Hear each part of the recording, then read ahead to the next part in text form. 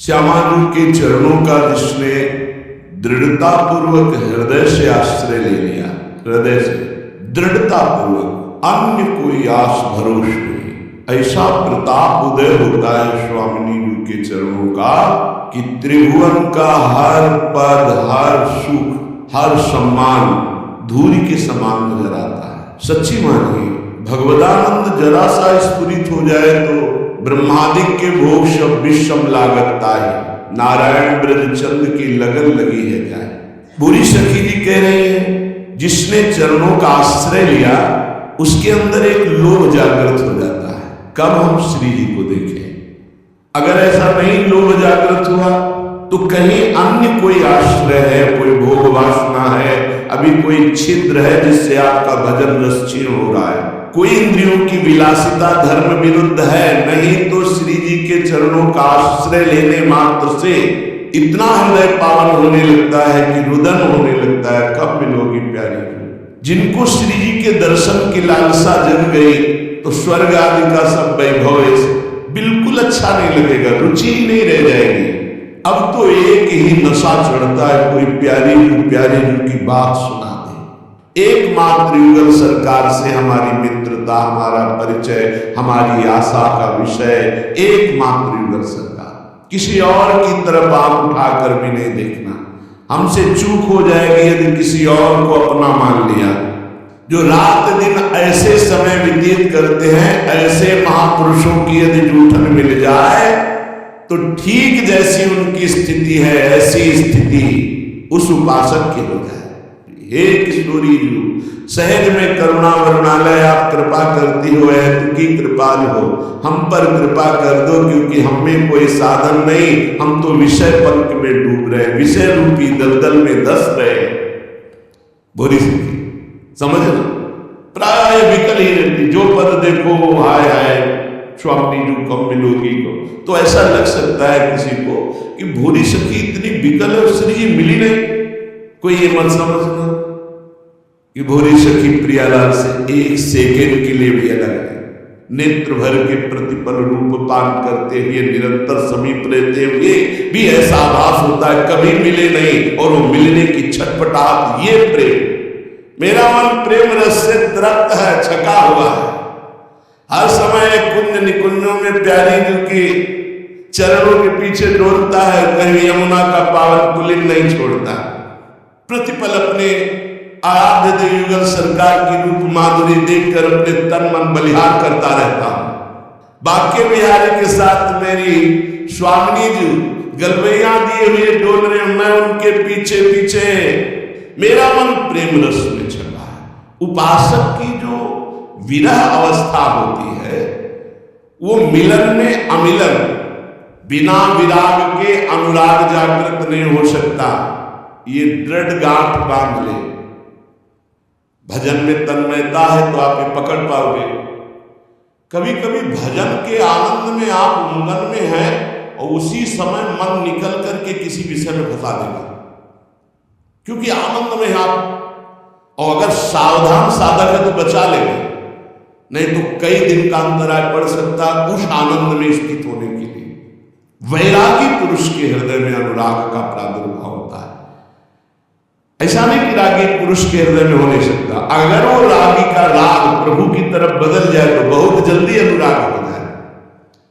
हमारी विशेषता तभी है जब हम प्रभु से अपनापन करके भजन परायण होकर धर्म पूर्वक जीवन व्यतीत करें।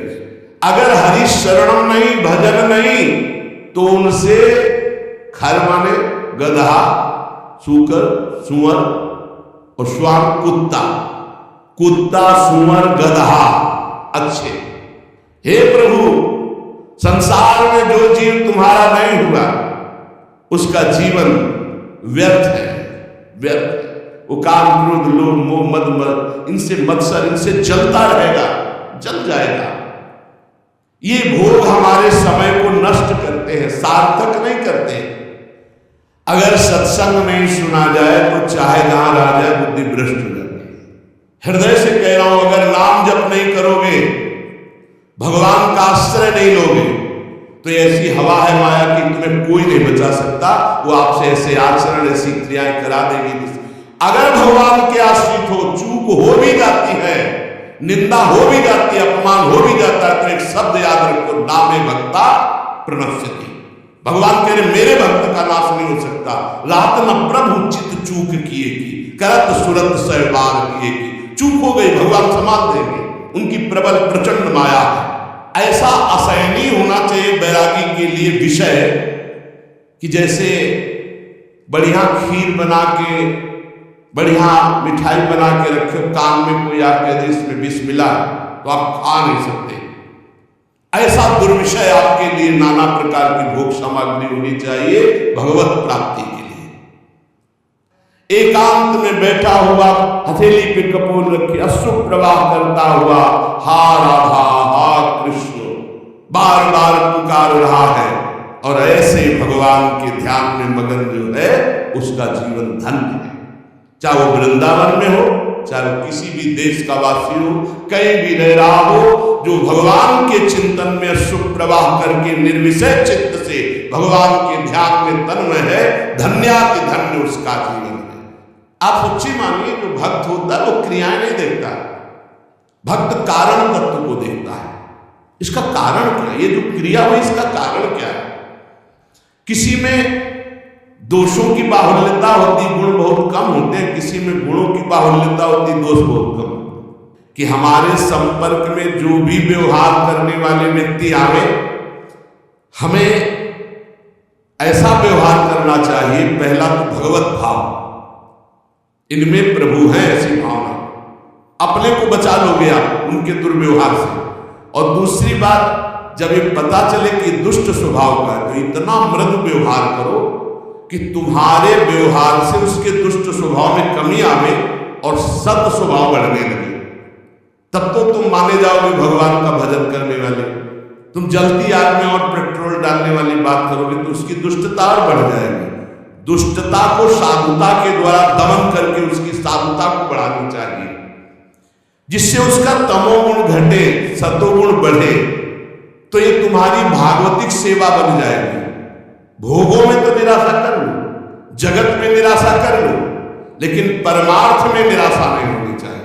हमारे हृदय में निराशा आ गई परमार्थ से तो फिर पतित हो जाएगी। निराशा ना आने पावे भगवत मार्ग में, किसी भी स्थिति में अगर निराशा आ रही तो फौरन किसी संत महात्मा से मिलो।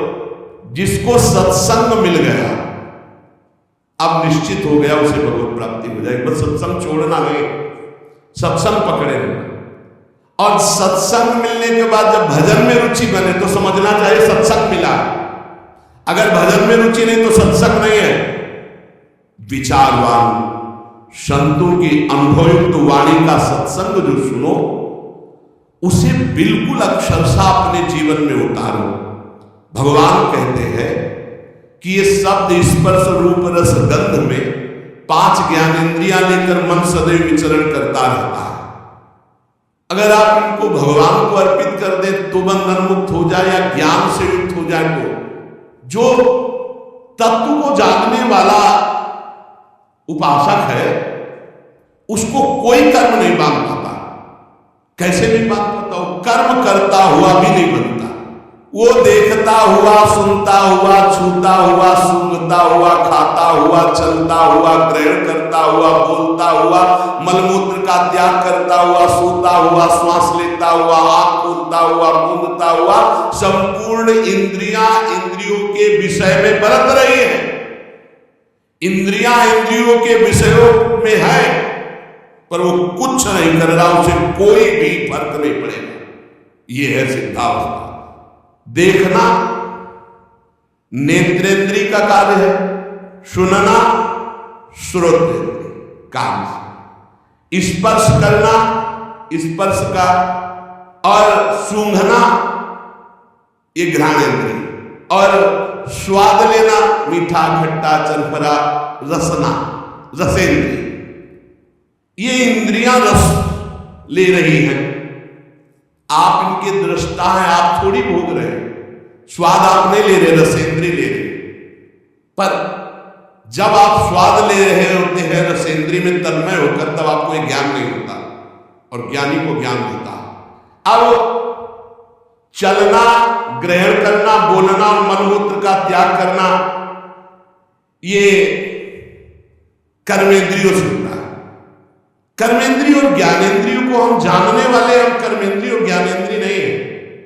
लेकिन जब शौच लगती है तो आप तदात्म होते हैं कि मुझे मल त्याग करना है।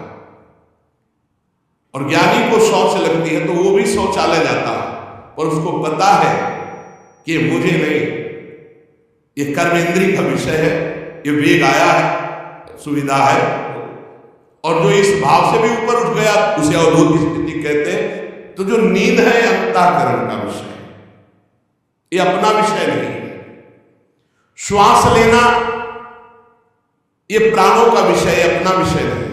आंख खोलना, मूंदना, ये प्राणों के अंतर्गत ही आती है। प्राण शक्ति से आंख खुलती है, आंख मूंदती है। ज्ञानेंद्रिया, कर्मेंद्रिया, अंतःकरण, प्राण, उपप्राण, ये मैं नहीं हूं। मैं भगवान का अंश, निर्मल, आप्त काम, पूर्ण काम, चेतन, सहज सच्चिदानंद, इन्हीं में तन्मयता करके हमारी दुर्गति हो गई है।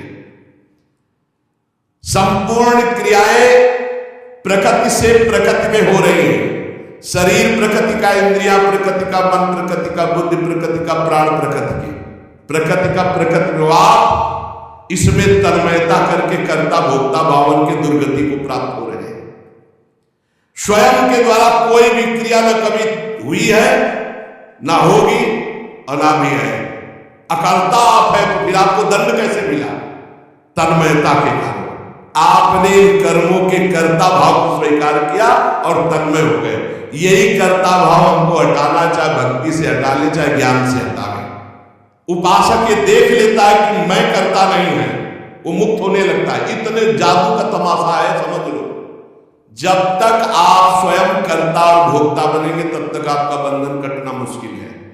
ये ज्ञान का विषय था, इसे भक्ति के विषय में ले। हमारे द्वारा जो भी क्रियाएं हो रही हैं, हम उनके दो विभाग देखते हैं, एक अच्छी क्रिया और एक बुरी क्रिया।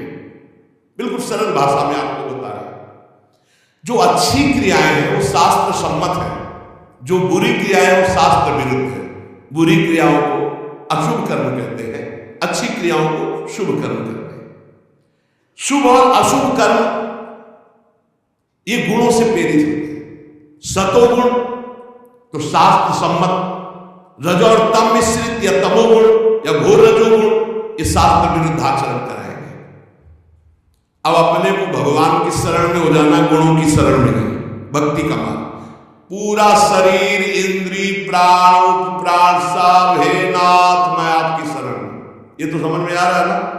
ज्ञान वाला समझ में ना आ रहा हो तो ये तो समझ में आ रहा कि पूरा ढांचे सहित जो इसमें स्थूल हो, सूक्ष्म हो, कारण हो, प्राण हो, प्राण हो, इंद्रियां हो, कर्म, जो भी महाराज पूरा सिस्टम आपकी शरण में। समझ में आ गया? ठीक। अब हमको देखना है कि हमारे द्वारा जो अच्छा काम हो रहा है वो भगवान की प्रेरणा से हो रहा है। जीवन मुक्त होना तो बात बिल्कुल सरलता से समझा रहे हैं, और जो बुरा काम हो रहा है वो हमारी वासना से हो रहा है, उसका हम प्रायश्चित करेंगे, भगवान को क्षमा मांगेंगे। साधक कभी किंचन मात्र, चाहे भक्ति मार्ग का हो चाहे ज्ञान मार्ग का हो, अपने को कर्ता न माने, नहीं तो भोगना पड़ेगा। मैंने ये किया, जितना अंश रखेगा कर्ता भाव का उतना बना रहेगा। भक्ति मार्ग का साधक कैसे बोलता है? श्री जी की इच्छा से आज परिक्रमा हो गई, श्री जी की इच्छा से आज ऐसा, आज श्री जी की इच्छा थी दर्शन करने जाए तो बिहारी जी के दर्शन कर जाए। श्री जी की इच्छा, अपनी इच्छा को, अपने कर्ता भाव को प्रभु के चरणों में मिला देता है। शरीर, इंद्रियां, मन, बुद्धि, प्राण ये तुम्हारे रचे हुए हैं क्या? भगवान के रचे हुए। तो हुए किसके? भगवान के हुए ना, ये भगवान के। तुम्हारे प्राण भगवान के, तुम्हारी मन, बुद्धि, चित्त, अहंकार ये भगवान के, तुम्हारी ज्ञान इंद्रियां भगवान की, तुम्हारी कर्म इंद्रियां भगवान, तुम्हारा सब कुछ श्री भगवान का है, तुम्हारा थोड़ी रचा हुआ है। अतः इनके द्वारा होने वाली क्रियाओं को भक्ति योगी अपने कैसे मान सकता है? जब शरीर, मन, प्राण सब भगवान का, तो इनकी क्रियाएं भी भगवान की, इसलिए वो जीवन मुक्त हो जाता है। भगवान ही मेरी इंद्रियों में और मन में बैठकर सारे कार्य करवा रहे हैं। भक्त ये देखता है। अब ये जो पापाचरण करने वाले हैं ना, ये बात सुनेंगे ना तो ये भी ये बात उसमें ले जाएंगे कि भगवान ने तो हमारे मन, गीता में लिखा है मन इंद्रियों में बैठे, तो तुम समर्पित कहाँ हो? तुम तो अहंकार की धर्म में, अहंकार में काम, क्रोध, लोभ, मोह, मद, मत्सर ये दोष रहते हैं। यही बिना गुरुजनों के समीप बैठे शास्त्र समझ में नहीं आता। शरीर आदि वस्तुएं अपनी ना थी, ना है, ना रहेगी। कैसे? तुम्हारा अधिकार है शरीर पर? कुछ अधिकार नहीं। एक रोम अभी झरना चाहे ना, वो जल जाएगा, दोबारा लगा नहीं सकते। बेमतलब में अहंकार की हो, मैं ऐसा कर सकता हूं, मैं ऐसा। ईमानदारी से भगवान की वस्तु भगवान को समर्पित कर दो और कुछ नहीं करना। मस्त कोई भी पदार्थ बिना भोग लगाए मत खाओ, कोई भी क्रिया करो उसको भगवान को अर्पित करो, क्योंकि शरीर, मन, प्राण, बुद्धि, इंद्रियां सब श्री भगवान के। ऐसी भावना में रहो, अभी जीवन मुक्तता की तरफ बढ़ने लगोगे, अभी निर्विकार होने लगोगे। जब इनको प्राण, इंद्रिय और मन को भगवान का देखोगे तो निर्विकार हो जाओगे। जब अपना मानोगे तो विकारी हो जाओगे। न प्राणों का संग, न इंद्रियों का संग, न बुद्धि का संग। उस समय देखो असंग, तुम अलग हो, ये अलग है, पर तुम अलग नहीं देख पाते, इन्हीं में मिल जाते हो। आकर्षण, खिंचाव, लगाव, महत्व, ममता, कामना। इसीलिए जो सच्चा उपासक होगा कभी निंदा नहीं, कभी प्रशंसा नहीं। जो योगी है वो आसक्ति का त्याग करके केवल भगवत अर्पण, शास्त्र सम्मत कार्य करता है। इंद्रिया, शरीर, मन, बुद्धि, अंतःकरण ये परम शुद्ध हो जाते हैं जब केवल भगवत प्रीत्यर्थ। पाप होते हैं स्वयं प्रीत्यर्थ, अपने प्रीत्यर्थ, और भगवत प्रीत्यर्थ होते हैं परम पवित्र, हृदय पवित्र, शरीर पवित्र, इंद्रिया पवित्र, बुद्धि पवित्र। अपने लिए सुख लेने की भावना करोगे, उससे निश्चित पाप बन जाएगा। और जो शास्त्र सम्मत भगवत प्रीत्यर्थ करोगे तो शरीर पवित्र, मन पवित्र, बुद्धि पवित्र, चित्त पवित्र, उसी पवित्रता का अनुभव होता है चेतन अमल सहज सुख राशि अपने स्वरूप का। आसक्ति का त्याग करके केवल ममता रहित, इंद्रियों सहित शरीर, मन, बुद्धि, अंतःकरण ये भगवत प्रीत्यर्थ कार्य करे तो तत्काल इनकी शुद्धि होती है। और वो शुद्ध हो महापुरुष विविध प्रकार के कर्म करता हुआ भी अगला जन्म उसका नहीं होता, सब कर्म भस्म हो जाते हैं। जिनको साधारण मनुष्य कहते हैं वो शरीर, इंद्रिय, मन, बुद्धि से कोई भी कार्य करने के पहले एक संकल्प बनाते हैं, ध्यान रखना, और उसमें कर्ता बनते, मैं करूंगा। और जब कोई भक्त करता है तो भगवान की प्रेरणा देखता शास्त्र सम्मत है कि नहीं। भगवत प्रेरणा से कर्म हो रहा है, इस कर्म में शास्त्र आज्ञा है कि नहीं? हाँ है। तो इंद्रिया, मन जो उसमें बर्ताव कर रहे हैं वो सब भगवान के हैं, प्रेरणा भगवान की, और कार्य का फल भी भगवान को समर्पित, वो जीवन मुक्त हो गया। आसक्ति का त्याग करना बड़ा कठिन है। शरीर आसक्ति, इंद्रियों में आसक्ति, मन में आसक्ति, बुद्धि में आसक्ति, चित्त में आसक्ति, इस आसक्ति का एक त्याग होता है सत्संग से, फिर ध्यान से, प्रायः होती रहती है। मेरे पास जो कुछ भी है, शरीर, इंद्रिया, मन, प्राण, बुद्धि, चित्त, धन, संपत्ति, मकान, स्त्री, पुत्र, परिवार, ये सब भगवान का दिया हुआ है। और रात दिन भगवान का भजन करने की चेष्टा करो। राधा राधा राधा, बहुत कठिन है संसार से मुक्त होना। जो योगी है वो फल का त्यागी होता है, कर्म का त्यागी। कर्म जो आया उसको किया और फल वो भगवान को समर्पित कर दिया, कर्म भी भगवान को समर्पित कर दिया। पर कर्म त्यागी का मतलब मैं कर्म क्यों करूं जब मुझे फल की आकांक्षा नहीं, कर्म करना चाहिए। गृहस्थ में हो तो अपने अपने धर्मानुसार जो आपको कर्तव्य कर्म मिला है, विरक्त हो तो अपने अपने धर्मानुसार जो आपको कर्तव्य कर्म मिला है। भगवान ने कहा मेरे लिए कोई कर्म नहीं, फिर भी मैं कर्म करता हूं। सबको कर्म करना चाहिए, पर कर्म फल में भगवान के ऊपर समर्पित कर देना चाहिए। कर्म फल में समान भाव रखना ये योगी का लक्षण है। और कर्म फल में वो कर्म अभिमानी पुरुष का लक्षण कि ये फल मिला नहीं मिला तो अश्रद्धा हो गई, अशांति हो गई। लेकिन जो योगी है वो सुख दुखे समय कृत्वा लाभालाभ हो गया, चाहे हानि हो चाहे लाभ हो, चाहे जय हो चाहे पराजय हो, चाहे सुख हो चाहे दुख हो, उसमें समान भाव रखता। क्यों? कर्म फल की आशा ही नहीं की, हमें तो केवल कर्म करने का आदेश था, उसको कर्म किया, शास्त्र सम्मत फल तो भगवान को समर्पित है। कर्म करना और कर्म फल की त्याग वृत्ति रखना तो तत्काल शांति प्राप्त होना शुरू हो जाएगी। देखो कितना आनंद है।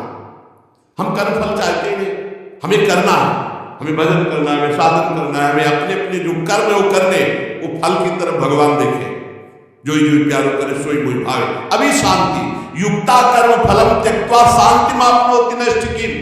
जितना जलन जितनी अशांति फल को लेकर के है, कर्म को लेकर सावधानी नहीं, फल को लेकर है। फल में बोले अब हमें भगवान से श्रद्धा हो गई तो तुम्हारा ही पतन होगा, भगवान का थोड़ी वहां कुछ होना, तुम्हारा ही पतन होना है। सकाम मनुष्य कामना के कारण फल में आसक्ति हो जाती है, इसलिए वो बंधता जलता है, दुर्गति को प्राप्त होता है। देखो संचित कर्मों के अनुसार प्रारब्ध बनता है और प्रारब्ध के अनुसार मनुष्य का जन्म होता है। और मनुष्य जन्म में जो नए कर्म होते हैं, नए कर्म संस्कार बनते हैं, वो तुरंत उठकर संचित में चले जाते हैं। भोगना तो प्रारब्ध ही पड़ता है, शुभ और अशुभ। कर्म फल की आसक्ति त्याग कर दो तो संचित भी भस्म हो जाएंगे और नए कर्म संचित में जाके जमा नहीं होंगे और प्रारब्ध भोगकर भगवत प्राप्ति हो जाएगी। प्रारब्ध भोगना पड़ेगा, ये कमर कस लो। ये जो तुम्हें कह रहे हैं कि हम नष्ट कर सकते हैं छूछा से, भगवान बोल रहे, जगत गुरु बोल रहे, हम नहीं बोल रहे। प्रारब्ध भोगना पड़ेगा, उसमें भोक्तव्यम कृतम कर्म शुभाशुभम, भूल भुलैया में मत फंसो। तुक्का जम जाता है कभी कभी, तुम्हारा प्रारब्ध अच्छा आ गया और तुम हमारे पास आए, तुम्हारा काम बन गया, बोले बाबा का काम बन गया। बाबा से काम नहीं बना, तुम्हारा प्रारब्ध काम बना दिया, तुम्हारा पुण्य काम कर गया। जो कर्मफल की आसक्ति का त्याग कर देता उसके कर्म भस्म हो जाते, भुने हुए चने के समान, फिर बीज नहीं देते, फिर वो बंधन कारक नहीं होते। जैसे भुना हुआ चना, अब ना उसमें अंकुरण होगा, ना पेड़ होगा, ना उसमें बीज होगा, जड़ से खत्म हो गया, अब उसमें कोई सत्ता नहीं। तो जो कर्म फल की आशा ना रख करके केवल भगवत प्रीत्यर्थ किया जाता है, वो उसे बांध नहीं सकता, उसे जन्म मरण में नहीं पहुंचा सकता। नहीं तो चाहे शुभ कर्म हो, अच्छा कर्म हो या बुरा कर्म, उसे जन्म मरण में फंसा देगा। कर्मफल चार प्रकार के होते हैं। एक होता दृष्ट कर्मफल, और एक होता अदृष्ट कर्मफल, और एक होता प्राप्त कर्मफल, और एक होता अप्राप्त कर्मफल। दृष्ट कर्मफल कहते हैं वर्तमान में किए जाने वाले नए कर्मों का फल जो तत्काल प्रत्यक्ष मिलता दिखाई देता है। जैसे कीर्तन किया आनंद मिल रहा है, सत्संग किया आनंद मिल रहा है, कोई भूखा है अपना भोजन पवा दिया, तत्काल आनंद मिल रहा है। कोई अपने लिए पदार्थ लेने जा रहा है, देखा बीमार है, उसके पास दवाई की व्यवस्था नहीं, चलो आज हम भूखे रह जाएंगे, पैसा बीमारी में दे दिया, उसमें लगा, तो जो हृदय शीतल हुआ वो दृष्ट कर्म फल, इतना महान कर्म कि तत्काल आनंद प्रदान करता है। और अदृष्ट कर्म फल वर्तमान में किए जाने वाले नए कर्मों का फल जो अभी तो संचित रूप से संग्रहित होता है, आगे जन्म में मिलेगा जाकर के। जो तीर्थयाटन है, दान है, पुण्य है, बहुत प्रकार के ऐसे कर्म है जो अभी आपको नए अनुभव में आ गए, वो आगे आपको प्राप्त होंगे। और प्राप्त कर्म फल जो पूर्व के कर्म फलों का प्रारब्ध बन करके आ गया है, शरीर प्राप्त कर्म फल है। प्रारब्ध जैसा वैसा शरीर, वैसे कुल में जन, वैसे धनवान, संपत्तिवान, अनुकूलता प्रतिकूलता, ये प्राप्त कर्म फल है। पूर्व में जो कर्म किए उससे जो प्रारब्ध बना है वो पहले से निश्चित हो चुका है। अप्राप्त कर्म फल प्रारब्ध कर्म के फल रूप में अब जो आगे आने वाला है, ये भविष्य में मिलने वाले सुख दुख है, जो अप्राप्त कर्म फल है। प्राप्त कर्म फल हो चुका, शरीर ऐसे कुल में जन्मा, शरीर ऐसा है, ऐसा ऐसा धन संपत्तिवान माता पिता मिले या निर्धन मिले, या जैसे अनुकूल प्रतिकूल परिस्थिति जो वर्तमान में मुझे मिली, ये प्राप्त कर्मफल, और जो अब आगे आने वाली है अप्राप्त कर्मफल, ये प्रारब्ध बड़ा भयानक है जो आगे आने वाला है। इसे भयानक को बड़ा मृदुल किया जा सकता है भजन के प्रभाव से, नष्ट तो किया जा सकता है पर भगवत प्राप्ति नहीं होगी। फिर पूरा झोंकना पड़ेगा इसी प्रारब्ध मिटाने में भजन को। प्रारब्ध भी हम भोग ले और भगवत भी प्राप्ति हो जाए, तो भजन से प्रारब्ध जो 100% आपको दुख देने वाला है, वो 10% आके भुगता के 90% नष्ट हो जाएगा, 10% भोगना पड़ेगा और चला जाए। भजन का बड़ा प्रभाव होता है। 12 वर्ष का गलित कुष्ठ 24 घंटे में भुगता के चला गया। 12 वर्ष कहां और कहां 24 घंटे।